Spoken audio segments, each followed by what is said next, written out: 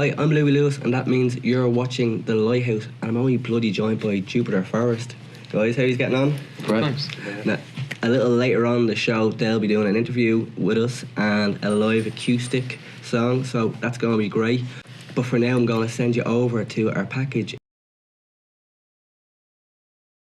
Bailey Lighthouse was the last lighthouse to be automated and to lose its lighthouse keepers. So in 1997 we had a ceremony here in this presence that saw the last keepers leave the station, and a very poignant moment, I suppose, for Irish Lights, where that generations of service that we'd had from our lighthouse keepers came to an end. But of course, from the point of view of the mariner, the reliable service still continues there from automated lighthouses.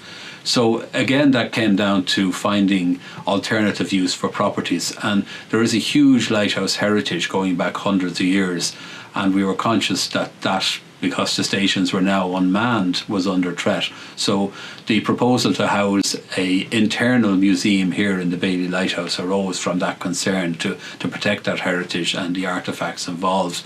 It also had the advantage of giving us off-site storage for documents in that, so that in the event of an incident in Dún Laoghaire, we had files on hard copies stored out here. We've been very fortunate over the years since we opened the museum to have very high quality part-time curators who had, I suppose, when they worked in Irish Lights, spent their spare time down in the basement going through the files, and now we're in the happy position that they could come out here to the museum and provide a similar service on a part-time basis. So we had Captain Owen Dignan for a number of years, and now we have Frank Pelly, and they work quite closely with National Archives and areas like that to try and preserve the lighthouse heritage, and we loan out artefacts to other museums around the country then to give local communities the opportunity to see the heritage of the lighthouse service. Because something that we would always say is that even though our headquarters is Dún Laoghaire, that the heart and soul of Irish Lights and of the lighthouse service is on the coast. It's on the coastal periphery, serving the marine communities there where our aids to navigation are. The Bailey Lighthouse, like many lighthouses around the coast of Ireland, are sited on ancient sites, either documented in history, in folklore or mythology. The Bailey site goes back, the first record we have of it in historical terms is in 9 AD, when King Criffin died at his fort in Dún Laoghaire, right on the spot where the lighthouse now stands today. At that time, it was a semi-tidal outcrop of rock, separated from the mainland by tide at certain stages. Hi, and welcome back. And as I said earlier, I'm joined by Jupiter Forest. So guys, how are you getting on? Great. Good. Thanks. Good. Super to have you here. Yeah. So first thing I'm going to ask you is that name, Jupiter Forest. Where did it come from? Like, it's a strange name, but I think Andrew is the originator. Yeah, I used to busk on Grafton Street, and I hated the whole idea of a singer-songwriter, sitting on an amp and playing real sad songs. So I used to just play instrumentals, and then I put a few guitar effects into the guitar and make it sound spacey, and so I suppose nature meets space. Jupiter Forest, yeah. it's perfect. Well, personally, I have a love of nature, so that's why I'm happy to be part of something cosmological and natural, and that's how we write our music. So with Andrew's guidance as well. I think what we should do actually is let's have a name check and what you actually do in the band and things like that. So Andrew, I suppose co-lead singer. No, lead singer. Lead singer, guitar, and a lot of songwriting. Kieran's my name, and drummer in the band, percussionist, and backing vocals. Liam is my name. Mainly do backing vocals and some guitar work. I've learned a lot from the band, and Andrew does do a lot of lead work and a lot of the writing. So, yeah. Oh, super. And how long are you guys together? I suppose as the three of us now, a year now at this stage. I've known Andy now for about 3 years, and we've had a few different people in and out of the band, but the core of what we are now, a year. The band actually has kind of evolved. I know at one stage you had a female singer as well, didn't you? Yeah, that's it. I mean, I think with any band, you know, that's how you develop your sound. It evolves, people come, people go, like, kind of, you know, kind of way, and that's the way it always works. But as I said, we're there now, and the core is what we are now, you know. We're happy with it. There's no turning back now, kind of thing. No turning back. Especially because she's having an EP coming out as well, don't you? Sure do, yeah. It will be out officially June 6th. That's Friday. So in the run-up, we'll be releasing tracks through YouTube, and you'll find it in Spotify then, and iTunes and Google Play. So it's a great record, and we're really proud about it. It's taken a lot of hard work to get it to where it's at, but we've had the right mentors on board, so yeah. Maybe you want to talk about that process a bit more. Yeah, tell us. About the recording and the songs. The recording, and the minutes. It's been a long time coming. We started off recording in January of last year, and there was only 3 of us in the band, and Liam started showing up for a few gigs, and drunken. Yeah, he showed up at a few gigs, and then we all kind of came together, and we wrote. I was interested in the music, so yeah, it's a nice natural way to meet people. Like someone turning up at gigs, you know, and you kind of go, okay, they must be interested, you know. So we recorded a song in January, then we recorded a song with Liam last summer, I think, yeah. And then we started kind of working towards finishing off an EP or getting an EP together.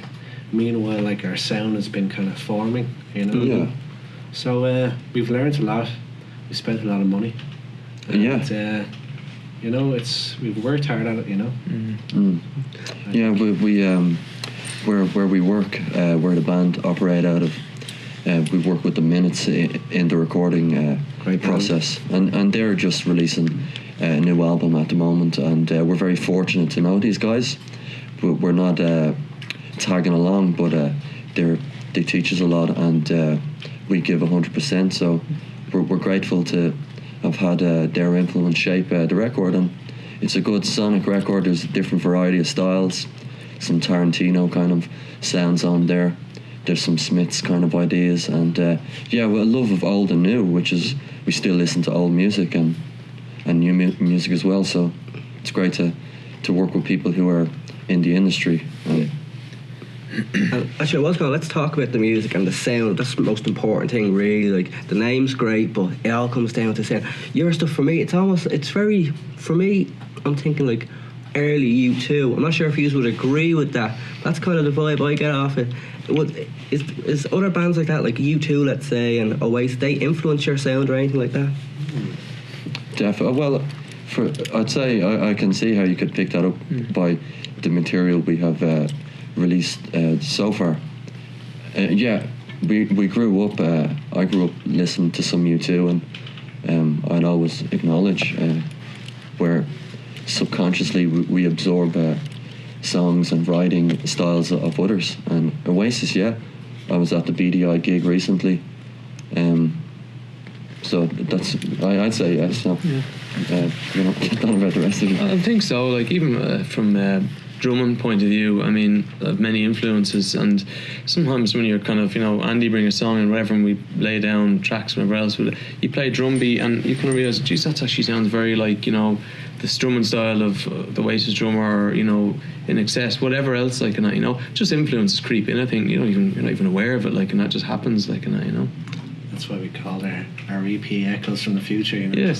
Yeah, the title itself, like, throughout life there's always these little hints as to what's to come, and when stuff happens you look back and you see how, you know, you were forewarned. So yeah, like, it's a title that will be timeless because it will revolve. Yeah.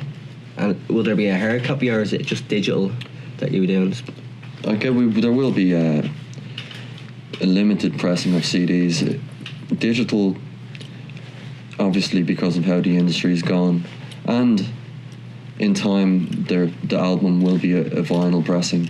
Of course. Vinyl is making a big, huge comeback. Yeah. I suppose our record store day was last month. Last weekend, well, here. So yeah, I don't know if it's ever gone away. There've always been aficionados of the softer, warmer tone of vinyl, and I guess with the MP3 revolution, we began to listen to music that was loud and compressed, and there is an audible difference between the two formats. So more people are I don't have a record player, but more people are interested in that physical act of putting on a record and changing over. Why would a band put that song on the last of one side? Various things to think about. Yeah. What was the last few records or CDs you've bought? Any? Anything you're ashamed of? Is like you have a bit of a smile on your face. Oh no, the last record I bought was the Wild Beasts, their new record. It came out about 2 months ago. Saw the gig. It's good, kind of 80s sound, lovely vocals. Like ourselves, we've two vocals that aren't in competition but working in tandem. So yeah, on BDI's record, that was my purchases. What about yourself, Kieran? That'd be my last one as well, the BDI one actually. Spandau Ballet, they're a band I'm really getting into lately.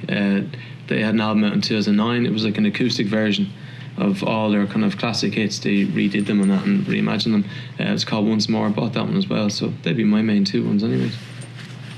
And me, I can't remember buying a record lately. I remember my first CD that was Hanson. So you mentioned that was an acoustic album which you bought, and right now these guys are actually going to play an acoustic number, aren't you? We are, yeah. Sure. So what song are you going to play? Beautiful one. Beautiful one, brilliant. Have you played this much acoustic or anything?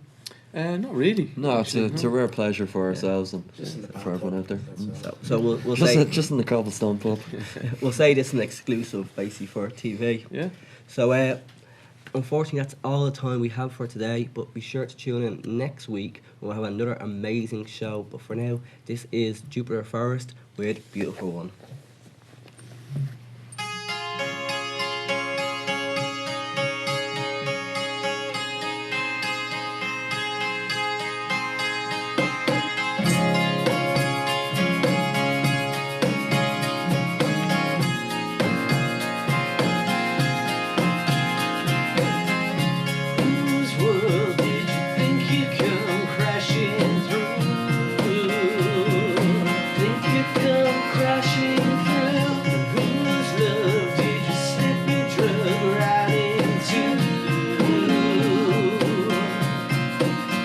Sometimes I'm lost, sometimes I'm hung up on you. Well, sometimes I'm lost, sometimes I'm hung up on you. Beautiful world, beautiful world, beautiful world.